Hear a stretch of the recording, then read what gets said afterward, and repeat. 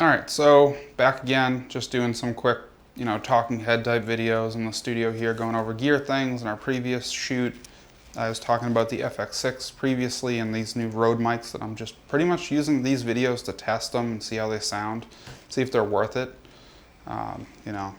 before, I use them on a project or anything along those lines. And they seem pretty good so far, but that's just only one little test. And then when I bring this into post-production and actually listen to it, or if you see this video, and they're probably decent. Yeah, but that's not what we're talking about. We're talking about this, the FX9. And I think in this, it's more of, I think the setup, I've made a mistake switching to like this heavy of a setup with this camera. I know I can de-rig it and get rid of this, but with the V-mount battery setup that I've switched over to, I'm almost considering not using the XDA extension unit anymore, or even keeping it possibly, or keeping it and eventually getting a second FX6 for the setup that we're running, just so we have two smaller cameras that are very good on battery, very good picture quality. But I was using this FX9. I was going to use it as the A camera on this previous shoot that I was talking about, if you watch the other video. And if you look at our reel, you can see some of the stuff from it. But there's only like one or two instances where I actually use this camera, and it was just for interviews. Because I did have it rigged up like this with a 28-135, not the 100-400. As awesome as this lens is, I just put it on here just because the 28-135 is on the FX3. But with the V-mount 150 batteries and the actual dovetail Camavate system here, I'm debating just switching to getting the normal V-mount adapter, just because we don't shoot ProRes RAW a lot currently, and just shortening the camera up just so I can run handheld, or with an easy rig it makes it a little bit easier and less heavy. I'm just moving more towards ease of use with certain cameras, cameras that get out of the way, as I said with the FX6 video. The image on this thing is amazing, but sometimes it's one of those things where I want a smaller camera.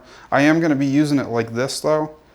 Going to see if I can actually get some shots with the bigger lens and Super 35 mode, maybe of the eclipse that's coming up.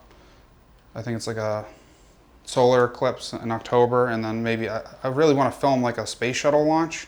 It's been like, since I moved down to Florida, it's something I want to go check out, and actually like see if I can film it. We'll probably run the 2 cameras or 3 cameras, like one wide and then 2 on the telephoto lenses, and just go down there and film it, just see what we can get for like a SpaceX launch or a space shuttle launch. It just seems like a lot of fun. And that's like one of the things I want to film, is like some stuff that's actually fun to go film after doing a whole lot of run and gun stuff. But that, and I don't know, like I was doing some nature videography when we were out on the shoot, and that seemed like fun. It's just one of those things where it's like, as long as this lens is, it's like I needed a bit more. To actually get that shot. You get like a bird and the whole frame. Yeah, with the 2x teleconverter or something.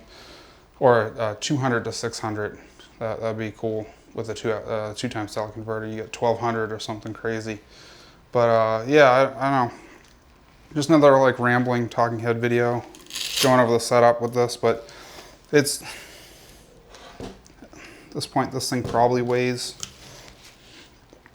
about 25 pounds like this without a monitor. And for the most part, I was not using a monitor. I was just actually using the built-in, which does the job. I wish I had the eyepiece on the actual FX6 when I was using it though. Just one of those things I overlooked. I could have used it, just didn't have the, the time to like switch it off for whatever reason. This was sitting in a bag on the boat. But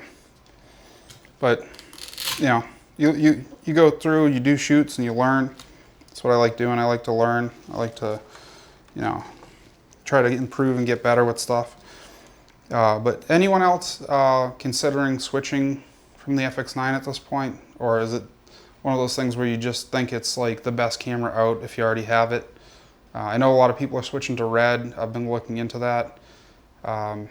It's tempting, but I don't know if it's actually like the best move. I know like maybe the Sony Bruno type of setup when that comes out, and then get rid of this or keep it just to have an extra camera.